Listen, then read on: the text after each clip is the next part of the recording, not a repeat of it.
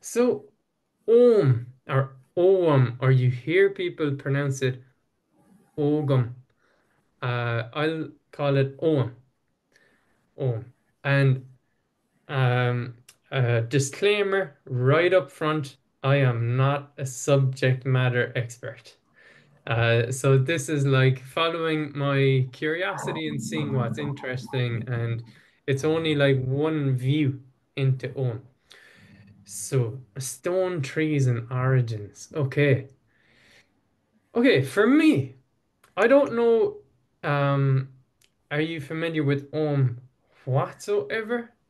Or maybe you've seen it, yeah. I'm seeing some nodding heads. For me, like my original context was okay, stones, and there's writing on the stones, and it's based on Latin. That was my kind of context or understanding. So these two stones. They're the Tully Garon or Garon kind of grove, I guess. They're east of Tralee in County Kerry. So in 1848, these were exposed by a big storm out in Kirkgogina, the Dingle Peninsula. So 1848, so kind of warm, bothersome weather that really affected the potatoes. It's all in the same story. And so these were exposed at an ancient burial ground. And then Lord Ventry said, okay, I'd like these to decorate my estate. So Lord Ventry had them taken over further inland in County Kerry, east of Tralee. So they're just a really nice example because you can see the Ogham written, right? It's the alphabet that's cut into the stone. And typically, like traditionally, these stones would be markers of like family burial grounds at the boundaries of their lands. And it's typically for these, they're the names. It's like the person and, his father and of this tribe. So it's the stone of this person. So the person's name is already in the genitive case, which is really interesting. So for me, that's as I kind of grew up knowing So um, there are five groups of five letters. That's how it's kind of all grouped together traditionally. So there was four groups originally, and the fifth group was added on. The fourth group are the vowels, and be, which is birch tree. So that's the first letter. It's the letter B. So the name is like it's birch tree, and the B is the first sound in the word. So it's like, that's the the system here. And just imagine you can see the stem line is horizontal in this case, but we'd have to flip it around if we're writing uh, on a vertical stem line.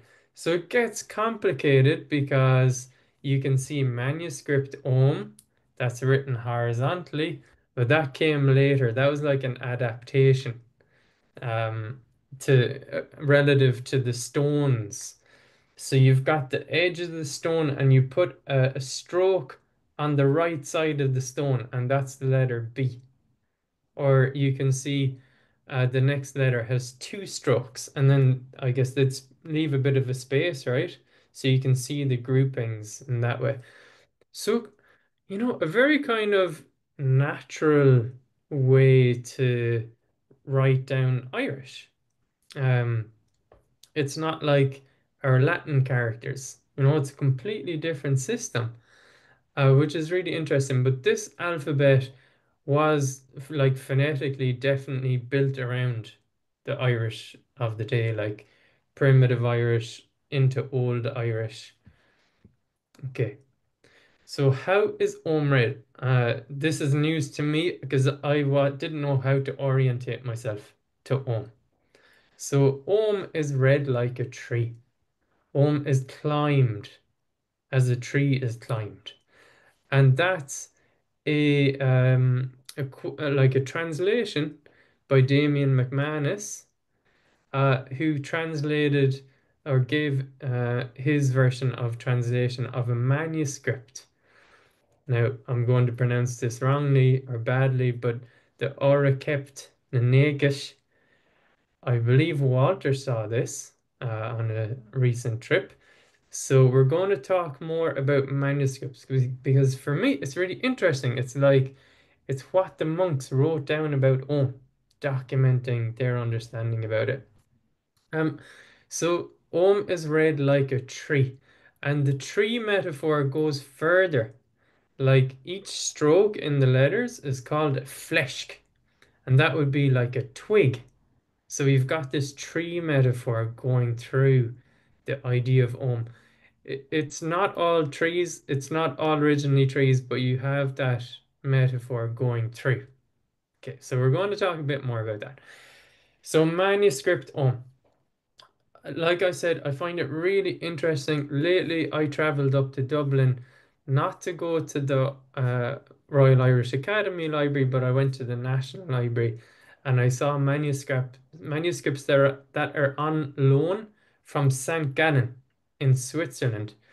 St. Gallen is probably an Irish like monk who set up, a monastery or whatever. St. Gallen is now a city in Switzerland.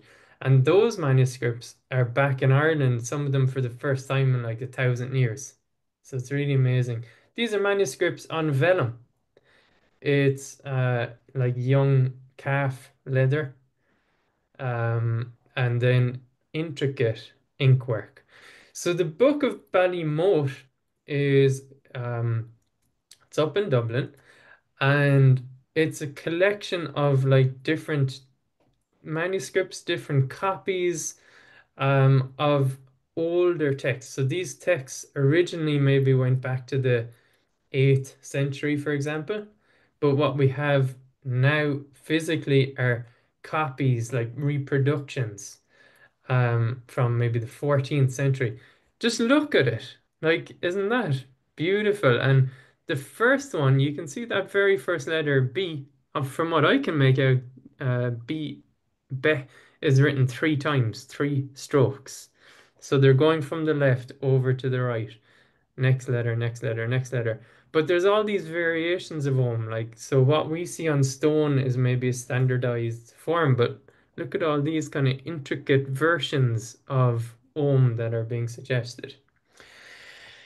So on Lower Ogham is how I'll pronounce it, is one part of the Book of Ballymote, and it documents over 100 different Ogham alphabets. So I'll talk a little more about that again. And then just after that in the Book of Ballymote is the Oracept Nanakis, the Scholar's Primer.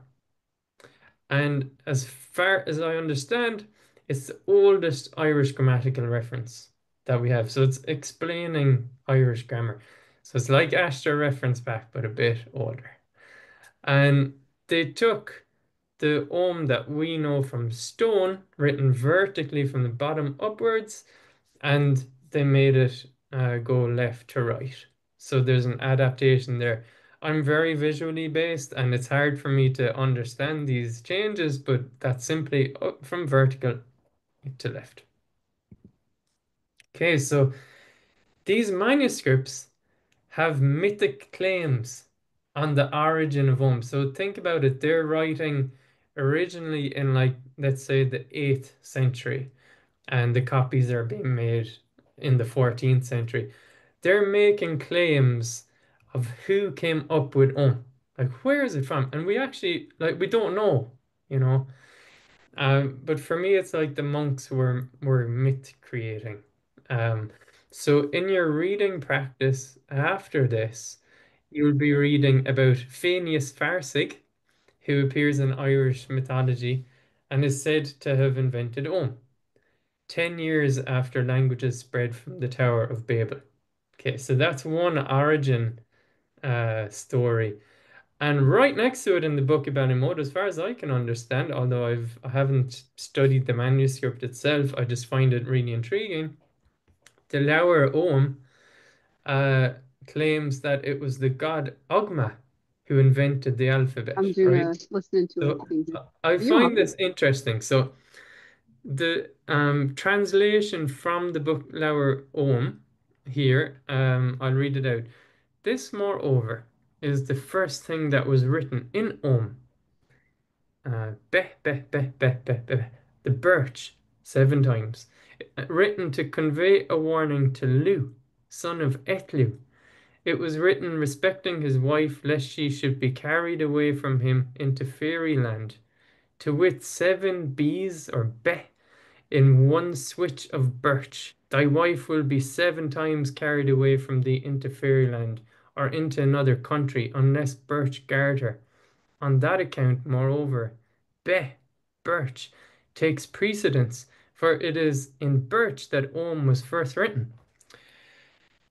I find this really interesting. So they're saying that the first letter, be, which means birch, was the first letter ever written in Ogham, and it was written on Ogham, and it was written to convey warning to Lu. So Lu is a an old like Celtic deity.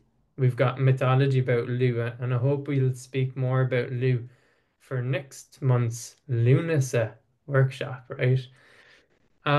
So that's really interesting. It's like the Tishel Ginneduc. It's like the genitive. It's creativity itself. It's Om being written on birch. The first letter being written is birch, and it's been written 7 times as a warning. So really interesting.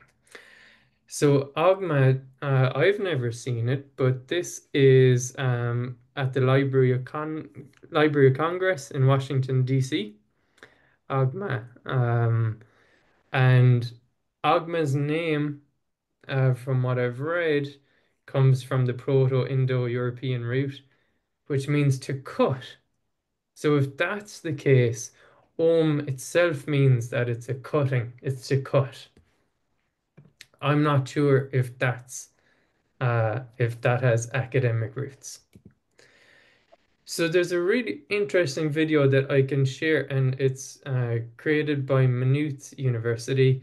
It's hosted on Professor David Stifter's channel on YouTube, and it's got different academics talking and giving information around this project where they did 3D scans of Ohm, and you can browse those scans on your computer and kind of, turn the stones around, for example. It's not just stones.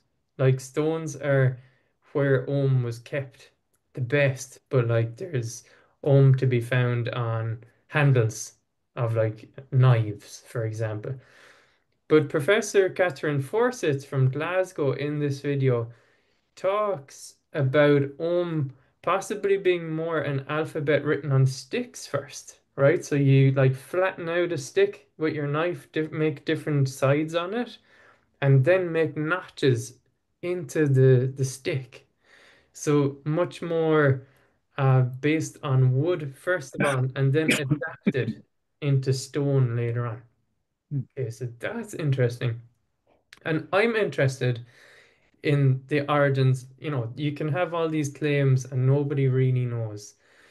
And I don't know of Sean O'Boyle, although he was prominent about Irish music, had a radio show in the time, and he wrote this book. Now, it was published posthumously after his death. His sons put together the last 3 chapters, from what I understand.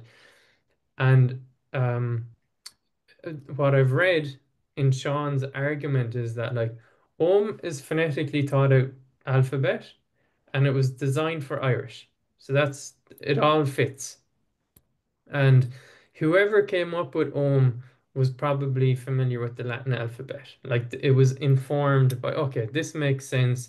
You have consonants, you have vowels. They were following a pattern that had been figured out by civilization. But O'Boyle asks, why would you invent an alphabet of notches if you're already familiar with the Latin letters? Like, why would you do that? And his claim, from what I understand, is that these characters or these symbols existed perhaps before being assigned to letters, assigned to pronunciation parts of or phonetics of the language. And he claims that because music and the bardic tradition are so closely intertwined in Ireland's history, that maybe Ogham was more like a musical notation, a way to store music, and then maybe it was transposed into like a written language then. Okay, so who knows?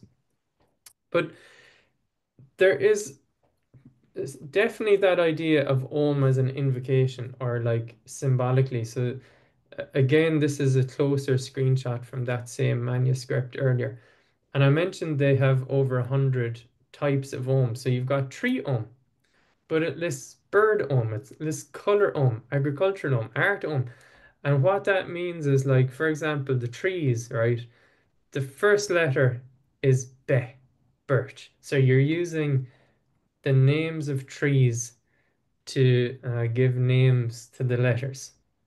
But in bird ohm, it's a bird that's used to give a name to the letter B, and so on, and so forth. Yeah. And going back to the bardic tradition, um, it's said that in their training, the bards or the poets would have to learn 50 types of ohm or like lists of words, right? Uh, in each of their first 3 years of training. So I added just a note here, just like imagine somebody told you, okay, your family name, your tribal name, the first letter in your name is oak. Okay. And I think we can like pick up on that kind of symbology or imagery even today, right? So you go, oh wow, the first letter of my name is Oak, and so on and so forth. So for people like using or invoking Om in the past, I think they would have been more in tune with the meaning of what does that name of that letter convey to them. It's not just a label. Maybe it just became just a label later on. So that's Om as an invocation. So I'm going to finish here, and I want 3 minutes, maybe 5 minutes after I finish this. This site, Om, ogh.am, it's a really nice little tool where you can type in, letters, your name, whatever. And I would say that Om is your living tradition. Like the monks claimed it centuries after it started to be used, for example, in burial plots. It's deeply symbolic. There's all these different types of Om, even though there's like a standardized type and with names of the letters. And it's intertwined with Gaelga's evolution. It goes back to primitive Irish, Old Irish. So it has grown with us. And David Stifter in that video gives the example where you've got names that have evolved over the centuries and their spelling in Ogham changes. So it's kind of a relic, or it shows us how these names have actually changed over time. Okay, if you've got another screen, if you can do, or just write it down, go to OGHAM, and I would suggest do it letter by letter. And why not use this time right now to write out even the first letter of your name, not even your full name, because that gets complicated. But so be, it's the stroke on the side of the stem line, B, or E for Owen. Okay. And as we've learned, you go from the bottom, you climb the ohm like a tree. So you've got your orientation. So every time I add a new letter, it's adding it to the top. Okay.